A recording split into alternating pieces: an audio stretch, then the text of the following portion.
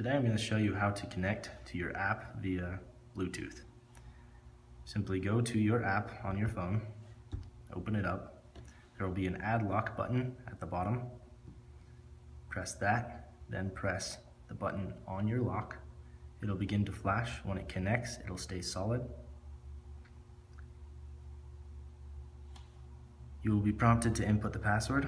The default is 1, 2, 3, 4, 5, 6, 7, 8. Then hit OK. It'll verify and you will be shown the unlock screen where you can then unlock your lock. Your lock should now be paired and you can simply just push the button with the app open and it'll connect every time.